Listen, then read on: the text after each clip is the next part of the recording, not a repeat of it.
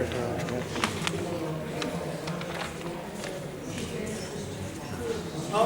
I've heard it. So Falter out for the June record. I've allowed sufficient time for the latecomers to yet see. There may be some more, but we'll go ahead anyway. Okay, the first thing I want to do is I want to read an email which I got from Hartnett wishing us well today. Hartnett is Michael's son, and he addressed to me, "Dear Michael, I have just finished reading your biography and greatly enjoyed your description of the music scene in Dublin in the 1960s. I'm delighted yourself and Liam have republished the Inchicore Haiku, and I wanted to congratulate the people of Inchicore on honouring my father on this, the 20th anniversary of his death, by having a seminar on his life and work. Also give my regards to Desmond Egan and thank him for doing the honours on the day." So I'm going to introduce you now to our chairperson for today, and that's Bernadette Jameson. Bernie is a writer and broadcaster living in Kildare. She has been a presenter with LFM since its inception and presents Listen While You Work on Fridays 1 to 4 p.m. Bernie has previously worked on the original Radio Nova, Today FM, News Talk, Spirit Radio and Classic Hits. We are delighted to present her with the Francis Ledridge Poetry Award for 2018 for her excellent poem, The Children of Ballymun. Bernadette Jameson.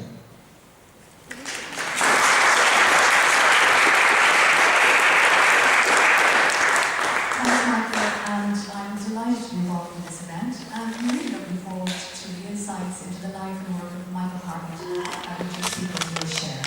So without further ado, let me introduce poet and publisher Desmond Egan.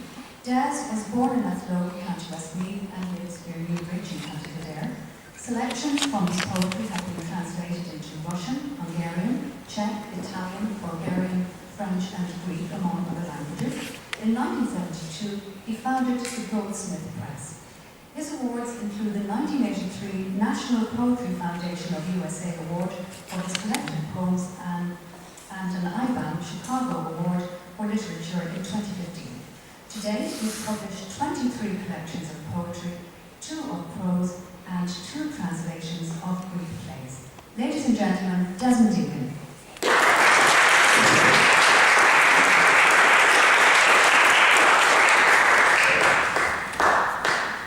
Thank you very much.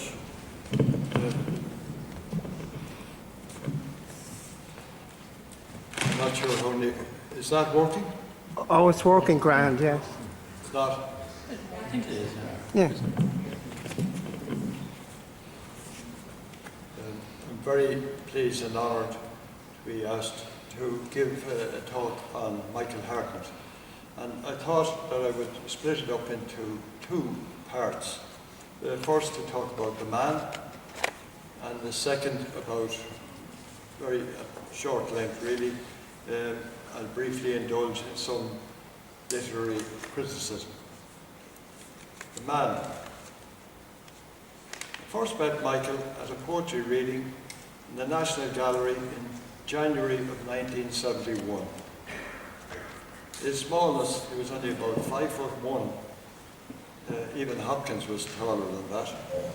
And his frailty struck me then, as they never failed to do every time we met afterwards. His hair was like a bird's wing coming down on his forehead, and it did nothing to dispel that feeling of something bird-like. He proved warm and friendly, invited me to visit him, to meet for a drink and so on. And soon after, when I was invited by the Talbot Press to edit an anthology of contemporary Irish poetry, I asked Michael if he would co-edit it with me, as he knew many of the writers whom I didn't. I'm I'm a bogman from down Kildare way, and Michael was living in Dublin.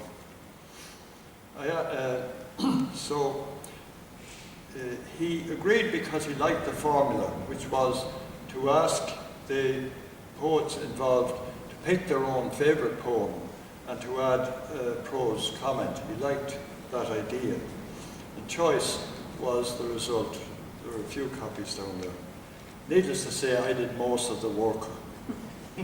But he got some writers to contribute whom I didn't know. Michael never liked the title, Choice.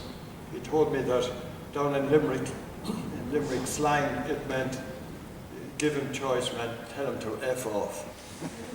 And it took me a while to get him to come round to the title. But since neither he nor I had any axe to grind, not then we hadn't, it turned out to be a very fair-minded anthology, and I'm of modern Irish poetry, and I still stand by it. I'm still kind of quietly proud of it. At that time, he was working as a part-time telephonist in Andrew Street, and we met from time to time at O'Neill's pub nearby. His house at 19 St. Aidan's Park Avenue in Marino did nothing to dispel the impression he always gave me, whether there or down later in Temple Glanton, where he came from, of real poverty. This is a poem from the Irish. As an sail luffa seo, gaum nat leiscéal, as an aspa aligad atá or here shelg har fart, or bosta mar fion, gan trua gan kion. In English, for this rotten world, I apologize to you for the lack of money that's ever hunting the field of our marriage like Fionn, without pity, without love. Once, after a frantic phone call from Michael, I had to dash across the city with a loan of £25, which he needed to get the electricity turned back on. And things didn't change much down in Temple Glanton. Driving with me through Fairview one morning, he remarked that for a poet, nothing goes to waste. I remember the moment for its truth, and also it was the first time I had been writing a bit, the first time that an outsider had referred to me as a poet. And he said, I am one of the Irish poets who like your poetry and like you, on the phone not long before he died. One of his last extended book reviews was a favourable one of my collected poems. Oh yes, I have a great future behind me. One memory from those early years is of seeing him slowly coming down the big staircase of the telephone exchange there in Andrew Street. He seemed even smaller beside its balustrades, and he would greet me without a smile.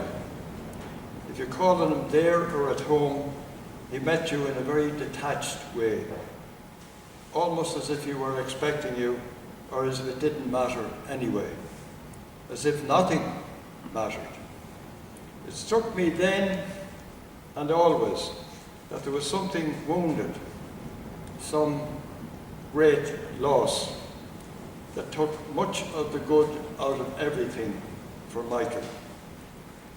Was he just a Limerick fatalist, or was there more to it? Something had already gone beyond smiles with him, beyond the reach of enthusiasm.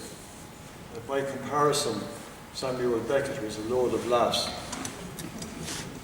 Come in would be his impassive salutation, He'd stand up, looking up, and often holding his hands joined as we talked, and blinking his eyes that seemed often too vulnerable to the smoke in O'Neill's bar. I'm as close as a human being can come to a nervous breakdown, he confided in me one evening in 1973. It wasn't the last time that I cursed the Irish attitude to poetry and the poet. I remember one morning drink in O'Neill's when we were joined by James Heaney, when he mentioned a book on calculus, of all things, that somebody had given him to hold in the telephone exchange. And he said when he went to the toilet, even that book walked. He told the incident, struck me then, and I remember it, told it without bitterness, without animation. He was one of the most detached people I ever met. And his official title in the exchange was temporary part-time telephone operator. When the supervisor offered him promotion, he told me he felt that the job was beginning to close in around him. And that evening he greeted his wife Rosemary with the good news and bad. Good news being he had been promoted, the bad news that he had handed in his notice. He missed the launch of Choice. He had got involved in a party at Garrick de Broom's place in Lugala in the Wicklow Mountains. And I was naive enough then to be surprised, but in later years, nothing that Michael said or did would surprise me. The Goldsmith Press published his gypsy ballads, versions of Lorca's Romancero Gitano. Michael knew some Spanish, and that was in 1974. And the Goldsmith Press also published the first dual language Irish-English collection, I think, of all, ever. And that was Kulu Ida, The Retreat of Ida Cagney, and that was in 1978. In fact, he wanted them both later published together as longer poems. That didn't happen. He also translated a selection of my humble work into Irish with an introduction in which he said, "I'm knackered. I never worked so hard at translating anything." I hope to see it published soon. It will be this year. He came down to Newbridge a few times, and once as we walked along the Liffey banks, a swallow scooted by. "They always seem to be so happy," said Michael, unexpectedly. I sometimes think about the light that it may have thrown on himself. Over the following years, I both heard him read and read with him many times at various occasions. Most memorably, I think, in Listowel, when I read by the Gardaí on a pub where we were ensconced after hours with some musicians, ultimately led to a hilarious court case. I could give you the whole story, but it would take 1/2 an hour. It was all worthy of the Abbey Theatre. Another time he arrived an hour or more late for a reading we had in Ennis, where we were joined by Tommy Peoples, Frankie Gavin, Paul Brock, and a Bowron player, only to discover that there were nearly more people on stage as there were in the audience. It didn't matter to Michael. Other later readings with him included one in 1990 in the National Gallery at an event to raise funds for the Patrick Kavanagh Archive. Heaney was on the bill the same evening. And there was a memorable one in Sardinia for the ISIL conference, were a day drinking something called barbed wire. That was the name of the drink. Didn't bring out the best in Michael. It was there, he told me, by the pool one afternoon where I was going for a swim, that Egan, you'd be a fine man if you only got a bite to eat. Although he got more used to it over the years, Michael always found it hard to read his poetry. And he'd always ask to go on first in a group and apologise in advance and then head immediately for the bar. Nevertheless, he became a beautiful reader, closer to music, I think, than any other poet I've ever heard. His complexity could make him shy, but it also touchy. And he sometimes tried to get over this by joking. His sense of humour seemed to match his leprechaun-like appearance, and he knew it. Once at Newbridge College for a reading, as we walked across a quad in the fall of snow, he decided to backtrack on his footprints so that they would seem to lead nowhere. And he was amused at how the boarders in the college would figure that one out the next day.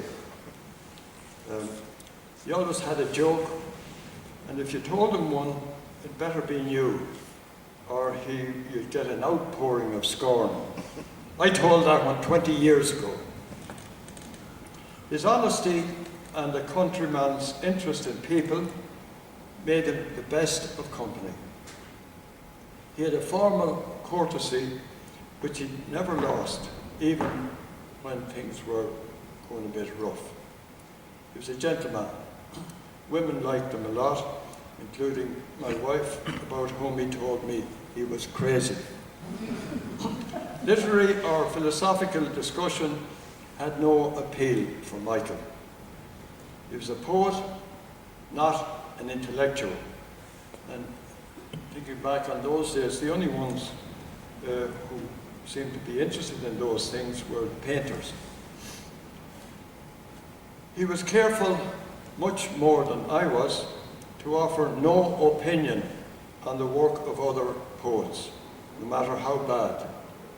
He had a saying, it will all come out in the wash. Yet he had a subtle way of letting his real viewpoint be known.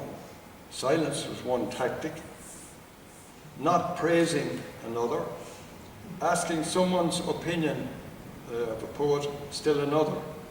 In such fashion, he proved even more oblique than T.S. Eliot, who'd use a cricket expression, LBW, of somebody really bad, leg before wicket, you're out. Of course, Michael had his own opinions, but he reserved them to himself with a countryman's shrewdness. When I named the jackass we had in the field after a known literary person, who shall be nameless, he enjoyed it so much that he called his partner Angela Liston over to get me to tell her the ass's name. In such ways did his real point of view emerge. Later memories, I remember the Leeson Lounge, which for a while was his office, and where he took his phone calls via the bar. I remember visiting him in Clane Hospital, and all he wanted there was cigarettes. I remember a delightful trip back by train with him from the ISL conference in Coleraine. We're chatting and telling jokes to the rattle of the wheels. There were long, unexpected phone calls. Suddenly you get a phone call, maybe with a few lines he had just written, or a translation or something or other that intrigued him, and he would just ring you up. Sometimes he put me on the phone if I was trying to contact somebody from, for choice. And one time I was trying to contact a poet who was living in Rome, and he put me through to the house, and there was a voice, vaguely familiar voice, came to the other end, and I said, "Is this guy, is he there?" He said, "No, and I'm not sure when he'll be back." And I said, "Who am I speaking to?" "Peter O'Toole," he said.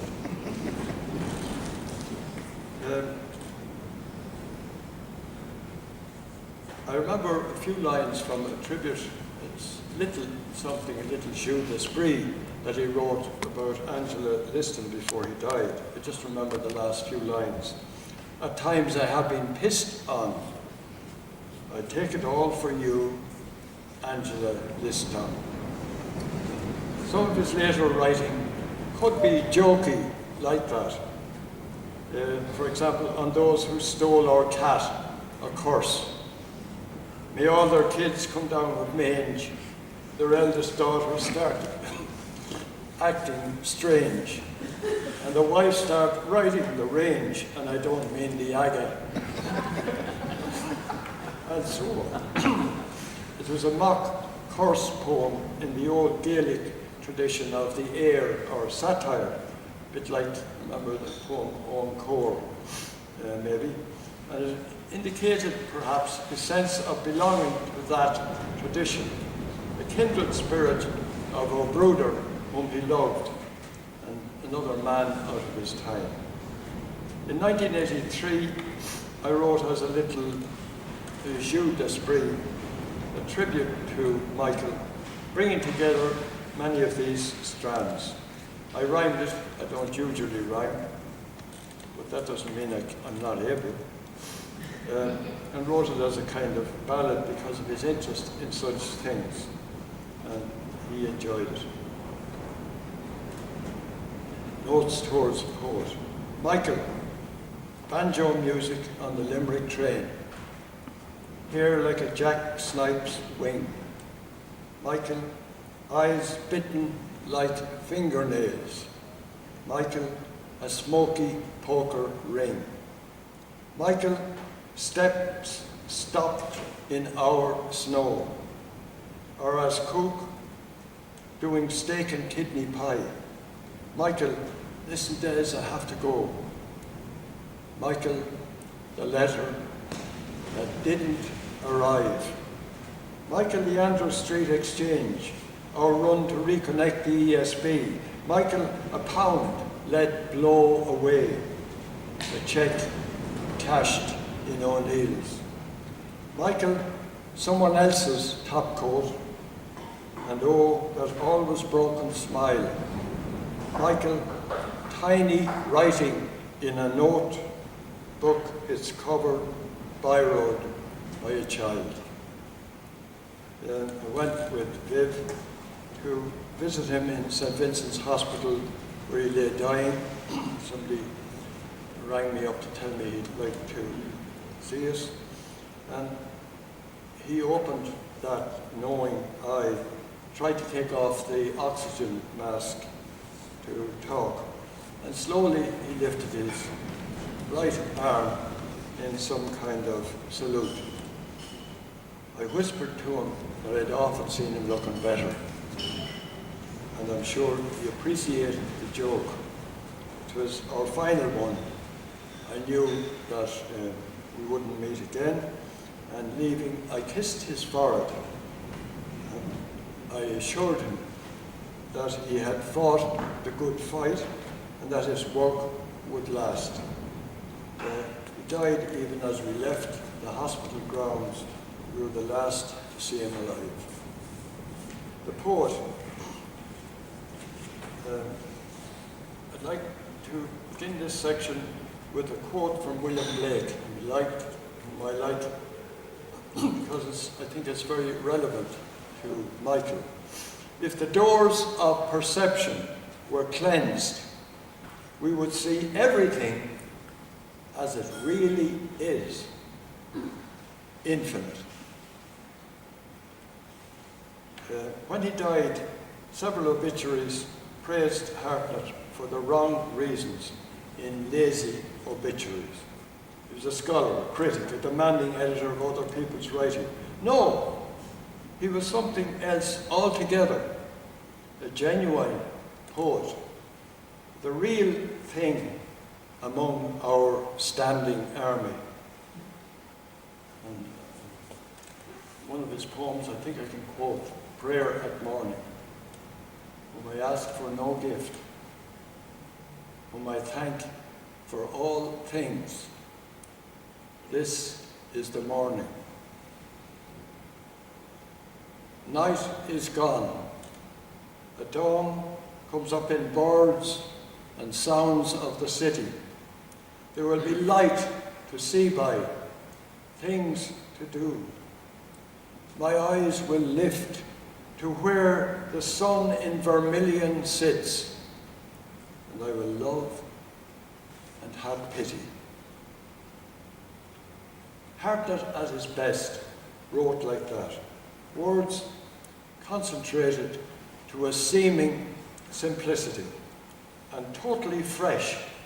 For example, light to see by. Things to do today. Such basic statements, and yet wonderful because newly minted, rediscovered, if you like. Antonio Machado had that lyrical gift, and so had Marcino Diron, we liked. The world through unspoiled eyes. And the rhyme in it is as unforced as the whole vision. The whole stance in the poem is full of his own personality. No intellectualizing, no imposing of a message, no self-consciousness, no appeal to an audience by means of some modish elusiveness, aimed at a kind of knowing click. From modish elusiveness, oh Lord deliver us. His poetry has no designs on us. He confronts his theme with a kind of athletic directness. It reminds me of Patrick Kavanagh. A reverie, if you like, not untinged with sadness, and usually with compassion. Here then is the Hartnett quality, the everyday, rediscovered in the sudden intimation of something deep and human. Or you might say it's a sonata rather than a symphony. Maybe so. Maybe that's all that's possible in our broken age. It's not an age for the epic, is it?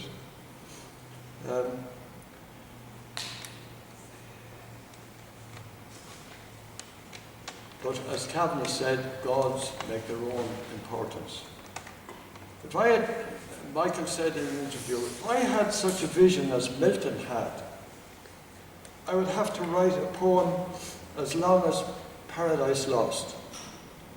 But I don't have any such visions at all. Mine are very small. Small?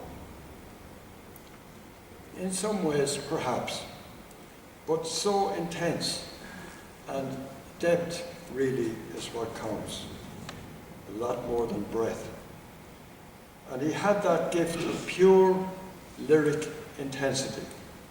There is a world in his grain of sand.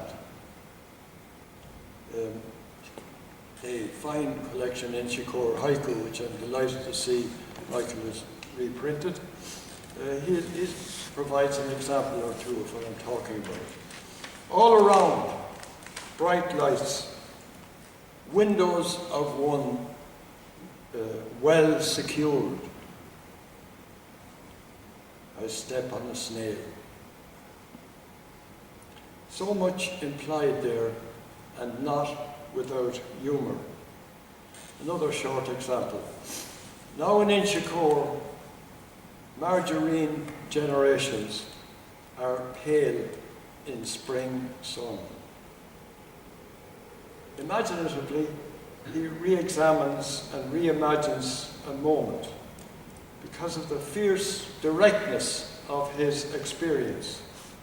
That quality of a reaction strong enough to allow us all into the moment, the experience.